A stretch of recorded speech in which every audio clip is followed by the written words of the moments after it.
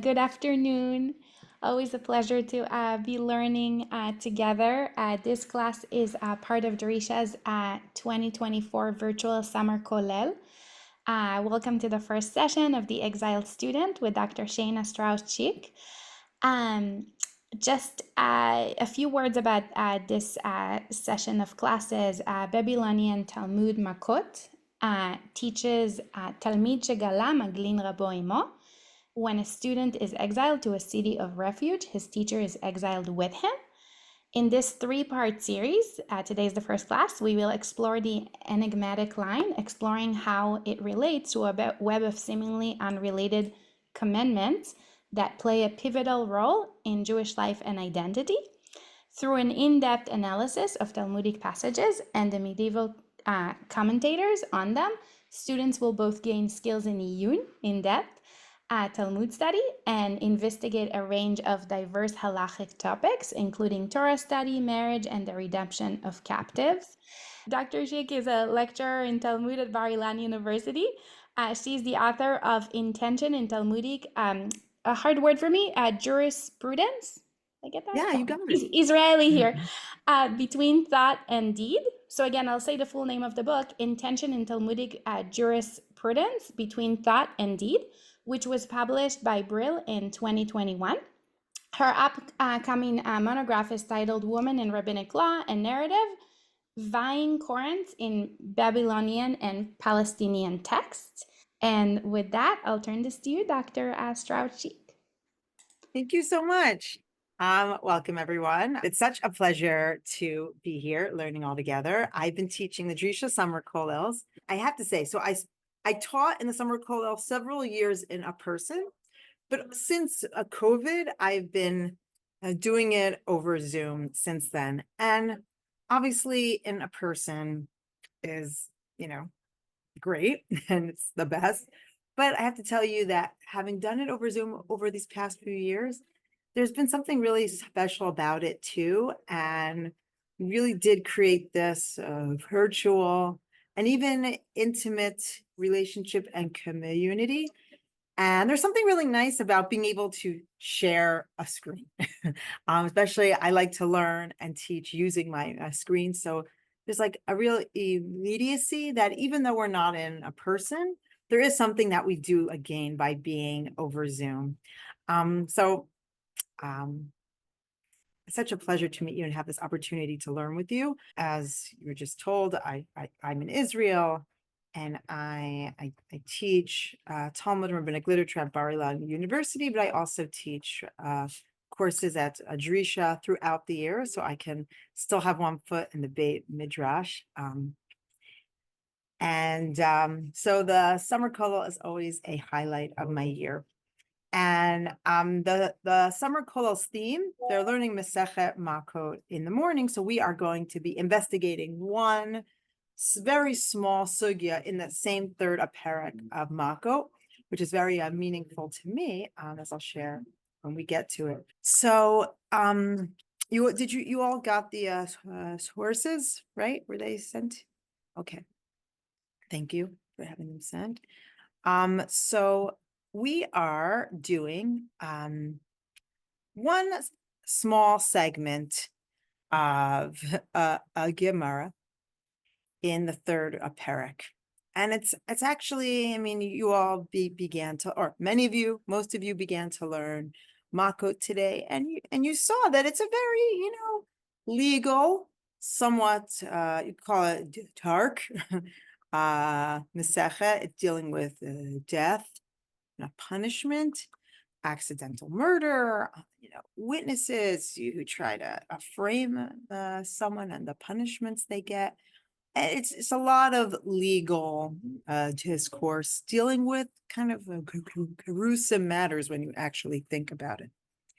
But in the midst of this discussion is almost like a little Agadic break. And I mean, it is considered a halakhic. It is a halacha, but it is brings more of a nicer message than a lot of the the sugyot that you're going to be dealing with. Let me share my screen. You all have the sources, but I like to learn it from the Tzurat Hadaf. Just so you are able to see the Gemara.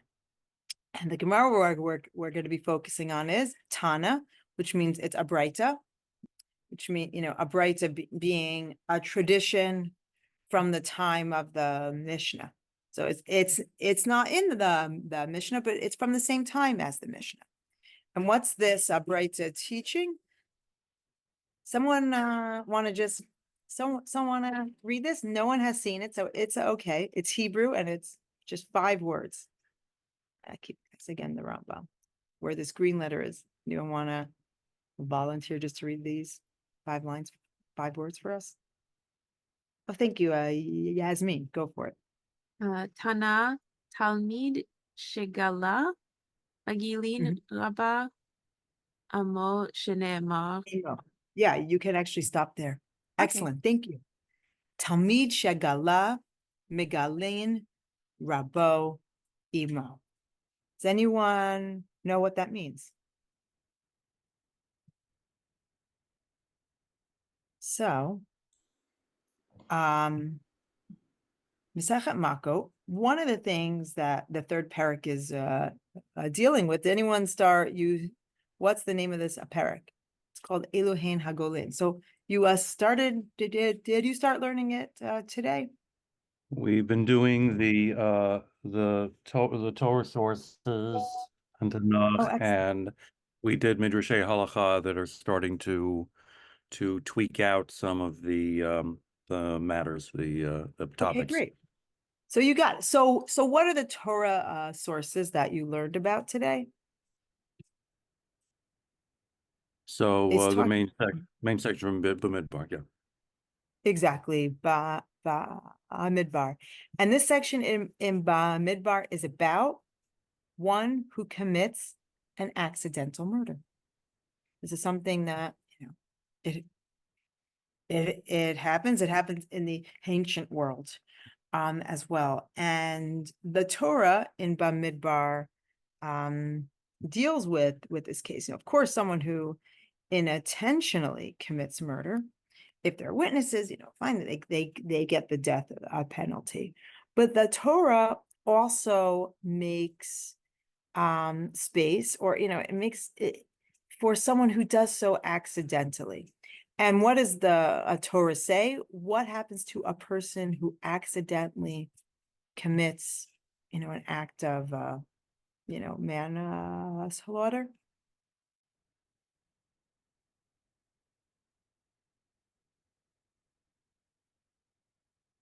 So did you get up to that? Does anyone know what happens? They have to seek, or they can seek refuge in one of 6 appointed cities. Excellent. They seek refuge in a city of refuge, which is known as an ir miklat. The ir miklat. Now, do they have to go? That's an excellent question. Like, should they? Now, if they don't go, what can happen to them? Then the family of the victim can kill them. They can, avenge the blood of their family, of their slain family member. So someone doesn't have to go to an ir miklat, but they very well may want to go to an ir miklat. Okay, so someone, and that is referred to being exiled. And that's why the name of the 3rd parak, this is the 2nd parak, is Elohein Hagolin. These are the people who are exiled, who go into exile. And by exile, we're not talking about, the diaspora, the Jewish exile. We're talking about people who have committed this accidental act of manslaughter, and then they are exiled to a city of refuge. So what is this? What is this halacha saying? Saying that Talmid Shegala, Megalin, Rabo, Imo. So what does that mean? Where's the line over here? The screen? Sorry. Okay, so a student, no, where is it? Talmud Yeah, Shigala, yeah. yeah, Good.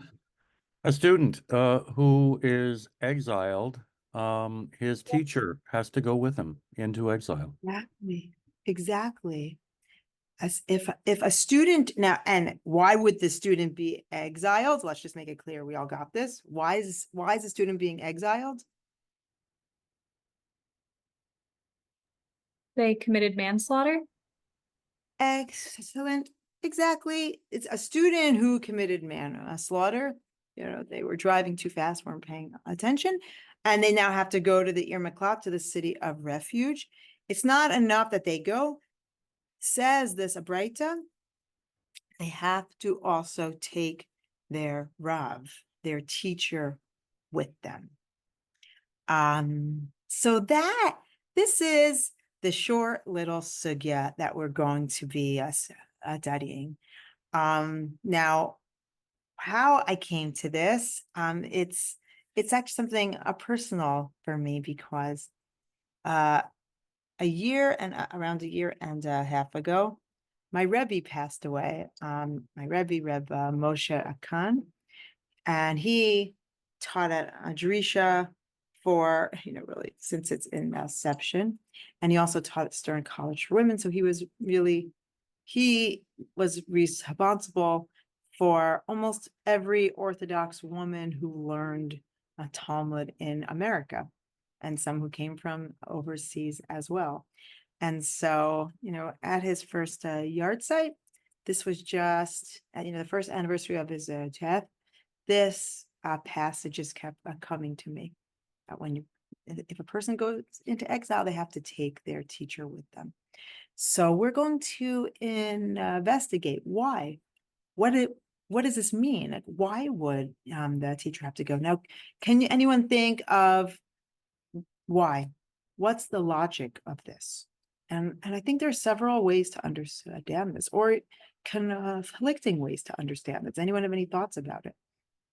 Why would, if a person has to go into exile, I'll just close the screen, so we can all see each other. Can anyone think of the reason? Yeah.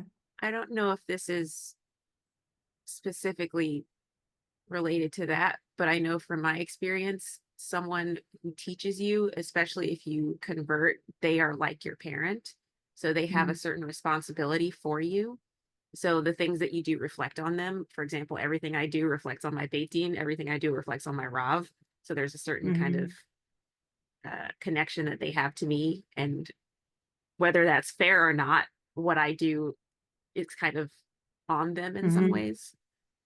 Yeah. I think that's such an insightful answer. I mean, yeah, absolutely. That makes so much sense. If the student did this, and it wasn't on a purpose, but look, the fact that they have to go to an mikla, and the fact that the family can avenge their blood, they did something horrible. They did the worst thing a person can do. Yeah, they didn't do it on purpose. So that's why we're not going to administer the death penalty. But they've done something so horrible. I mean, they feel they've done something horrible. So there has to be a repercussion for this. And yeah, perhaps this is a way of saying, you, the teacher, this reflects on you, and you have to go with them as well. I think it's such an excellent and insightful answer. Thank you so much, Yasmin. Does anyone else have any another or an added thought? Yeah, Miranda. I think, well, studying and learning Torah is a responsibility, but it's also a privilege. And I think, like, in the days of the sages, not everyone was literate, not everyone had the privilege of learning, and I think it's still a privilege and an honor to be able to study. And so it's saying, maybe, like, this was an accident, you still deserve to be able to learn, you still deserve to be able to study Torah. So, you are exiled, but we won't take this one thing away from you. Yeah, I think you're absolutely right as well. I mean, Torah and the message that it can also be giving it is, even if you've done something horrible, even if you're going into exile, you can't stop learning Torah. And you have to bring your Rebbe with you, because that can never end. Yes, I think you are both So absolutely right. And those are like exactly the two responses we can have to this. And so now, so that's just the first line. This is a short sugya in Makkot, but there are still a few more lines to it. So perhaps now, I want to give you an opportunity to. Oh, that's so kind. That's a beautiful answer. I think they're really both beautiful answers, and those are both. I think those are both. I think what comes out of the text. So, so I want you to prepare give you the opportunity to prepare this text on your own. I have a motto that I say whenever I teach is the more you learn, the more you can learn. And it's just the way it is. I have to say, I went to a very excellent all-girls high school growing up in New Jersey. Rest New Jersey people. I never learned a Gemara. It was not part of the curriculum there. I only began to learn when I was 18 years old, which is very young. Okay. The college person, it's really young. But, I didn't do it since I was a very young kid. And the only way, if this is a skill build, this is also meant to be a skill building class. And if you are looking to build your skills, the only way to do it is to keep on doing it. The more you do it, the more you will be able to do it. And I have a word I make about translations. So you can use an English translation. They exist and they're there. But the mashal I like to give, Sarah Kayla's heard this a lot. It's like when my kids were learning how to ride a bike. It's the oldest one we gave training wheels to. So he could bike really fast, but he didn't learn how to bike on his own. And so even though it was it was a crutch that didn't teach him how to actually ride a bike. So then, we learned our lesson. With our next kids, we got a balance bike. It doesn't have pedals. And in the beginning, it's so not fun. It's really, really slow. You're like crawling, you're like, with your legs and having to push it, and it doesn't go fast. But eventually you learn the principle of balancing on a bike, and you learn how to independently ride a bike. And so when my little son, was 4, he could ride, on his own with the principles he learned from the pedal bike. So that's my mashal. My nimshal is, if you use an English translation, you will go fast and you will understand it quickly. But I generally have found you're not really going to get the skills to learn on your own. Whereas if you just have the text, you break your teeth over it, you use the dictionaries. The Frank is excellent, and the Jastro. Frank is excellent because the Talmud, being an oral composition, sorry, it's my academic hat for a sec, it uses formulaic language, and it uses language which, it could be like one word can mean a paragraph. That way, if you look at the Schottenstein translation, like one page of Hebrew can have like 5 pages of English, because it's not just translation. It's also because a literal translation will not make any sense, because the Gemara is written in a code. It has to be coded. And you have to understand, when it says one word, that can mean a lot more than just that one word. Rashi helps to decode. That's his job. He's there to help explain. If there's Rashi, it means, this wasn't so clear, and that's why he is there. And any English translation is generally relying on Rashi to fill in those gaps that when the text doesn't make sense. The Sanasino is a literal translation, and it's hard to understand.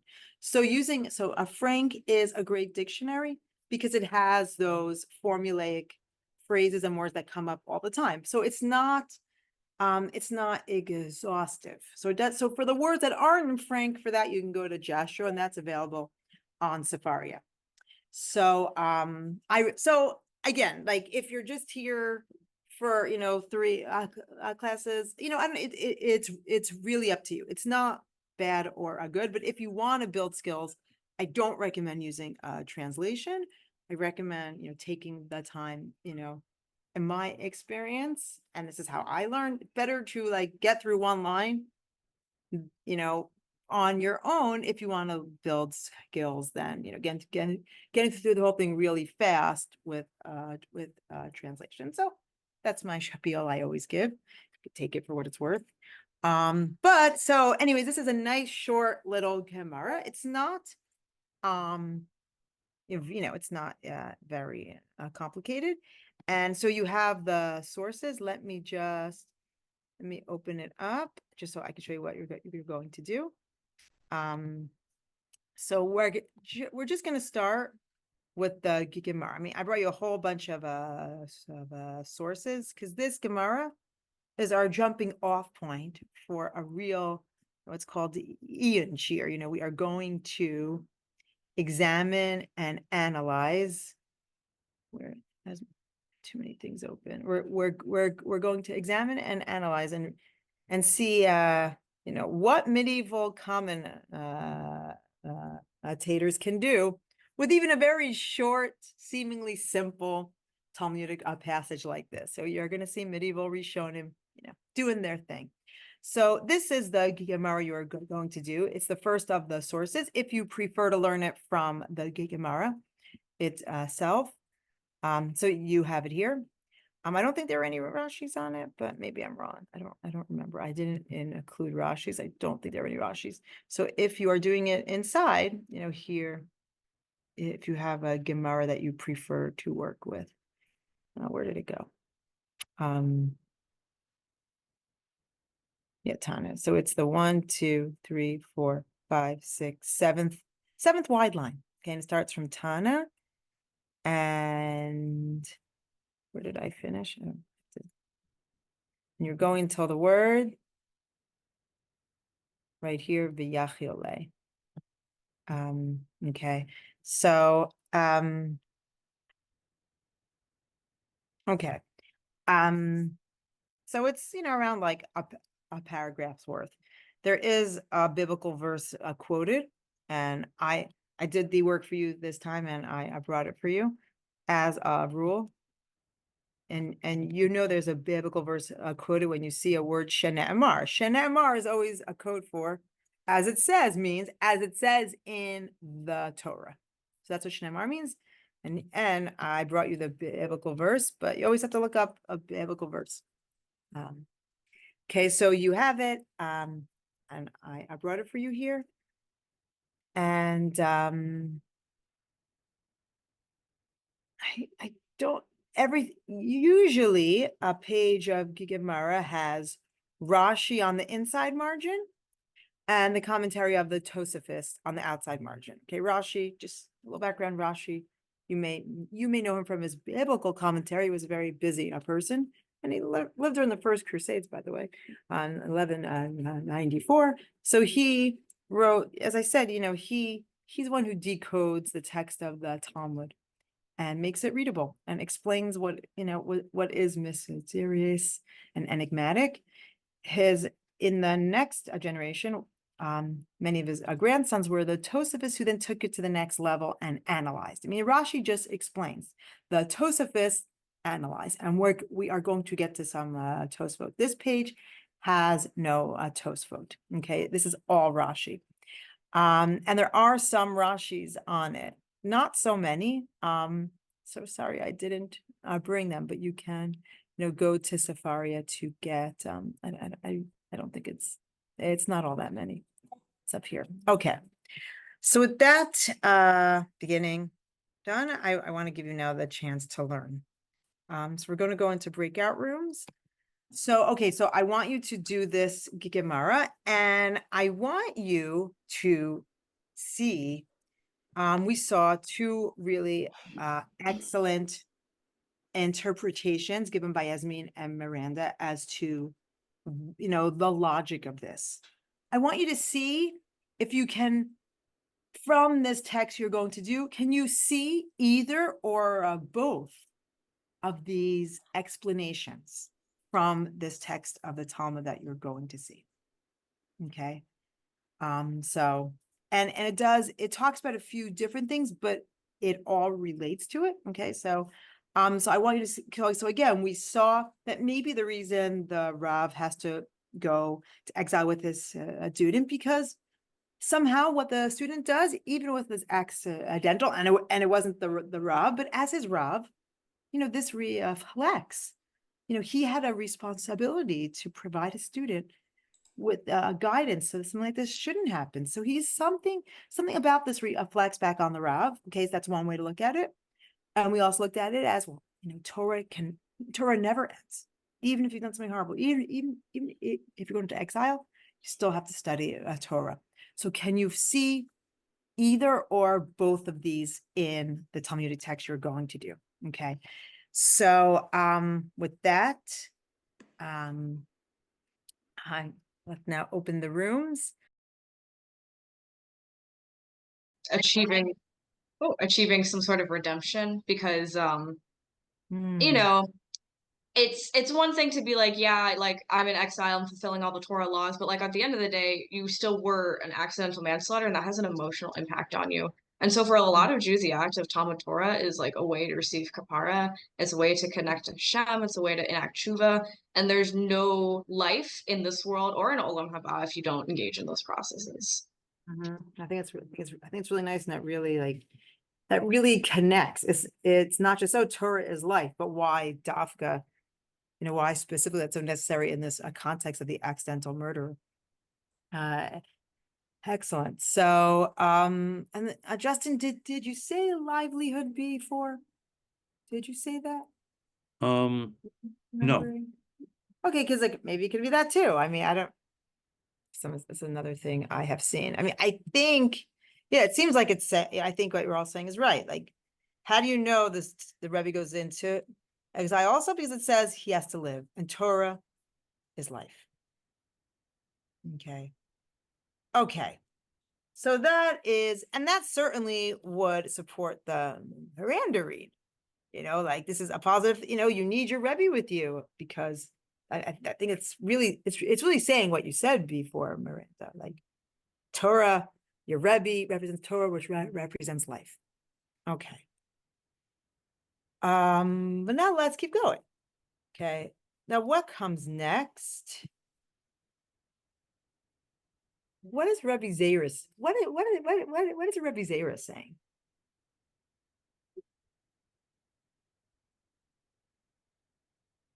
Did anyone get what? Someone want to just read what Rebbe Zayris says? My Rebbe Zaira. I can read. Great, thanks. Amar Rabbi Zera, Mikan Shalo Yishne Adam Le Talmid She'enu Ta'agul. Hagun, that's Hagun. Okay, excellent. Oh, is my thing open? Sorry. Okay. So what does that mean?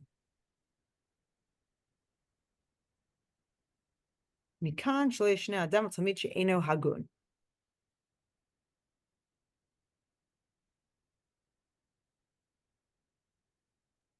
Yasmin and I looked at that word hagun. It's like worthy or unworthy. Yes, excellent. That's what it means. It means worthy. So what's Rebbe Zera saying? So what does that mean? Shelo yishne adam l'talmid she'eino hagun. Don't teach the student who's not worthy. Exactly. Don't from he and what's the mikan? What does mikan mean? Like, why is he saying, like, what does the word mikan mean? From here, like from this place. Exactly. From here. What does it mean from here? From here, we learn that you shouldn't teach a student who's not worthy. Now, what does this have to do with anything? And I think this relates to what Yasmin said. Now, I forgot, Rashi here is very important. But so what do you think that means? What does it have to do with anything? How did we get to Torah is life, to bring your Rebbe with you to? So from here, a person shouldn't teach a student who's not worthy. What do you think that has to do with anything? Why is this coming in? Like, what? How did you get to that? What do you think the connection is? I think it's kind of like what your student does is always going to reflect on you. So like you better be careful like before you take someone on, because you don't want to leave your life behind. Yeah, and why would that be right here in this Gemara, in this discussion? Kind of cautionary. If you teach a student who's not worthy, they might accidentally manslaughter someone, and then you have to go in the city Right, right. And this is what I'd say, Yasmin bat Torah minayin. This is exactly what Yasmin was saying. So watch out. You don't want to have a student. On one hand, we're saying, well, Miranda said, yeah, v'chai, Torah is life.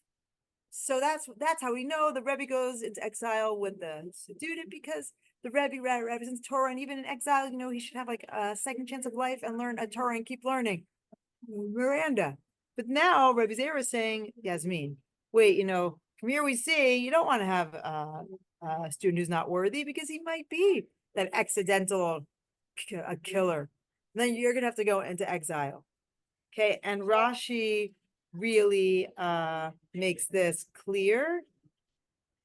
We have only 2 minutes left. So someone want to read? I'll just read Rashi fast because we have 2 minutes. L'talmid she'eino hagun. What does this mean? Shelo yavi'uhu avonotav lidei hariga b'shogeg v'yigaleh. Why do you not want to teach a student who's not worthy? What does this mean? Shelo yavi'uhu avonotav lidei hariga b'shogeg.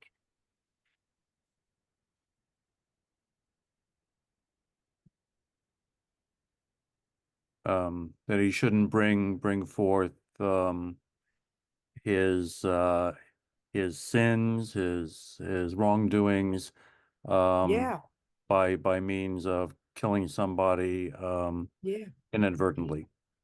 Yeah, that his sins, shelo yaviu avonotav, that his sin should not bring him to, now lidei, this is the Hebrew lidei, into the hands of accidental murder. Meaning, if a Talmud is eino hagun, if his Talmud student's not worthy, then his sins might bring him to do accidental murder, and then he's going to be exiled. Then what's going to happen? The Rebbe's going to be exiled. So watch out. You don't want to. So watch out who you teach, says Rebbe Zera. So I think already in these first 2 lines of the Gemara, we're seeing both aspects of what Miranda and Yasmin said. On one hand, there's something really positive and beautiful in this. Even when a student goes into exile, his or her Rebbe goes with them, because Torah is life. V'chai. The point is going to the city of refuge, and as Willow said, you Dafka want to have life. This person just took away life, so now let's restore this person. And without a Torah, there is no life. It's such a beautiful, positive message. On the other hand, says Rebbe Zera, watch out who you teach, because you don't want to have a student who does this terrible thing. And then leads you into that as well. And maybe, as Willow said, because whether it reflects back on the teacher that they did something perhaps not wrong, or just the fact that they have to go into exile, either way, it's the same. So our time has sadly come to an end. Time flies when you're having fun. At least it flew for me. I hope it flew for you as well. And that's actually perfect, because the Misibat Siyum is also over. So thank you all so much. It was such a pleasure to meet you and such a joy to learn with you. And we will continue with this next week, and then also go on to analyze this even more than we are right now. So thank you all. Have a good week, and hopefully we'll be able to share some Besorot Tovot happy news. Thank you, Dr. Schick, and thank you to everyone who joined us. I'm looking forward to seeing you next week. Thank you so much. Right with any questions.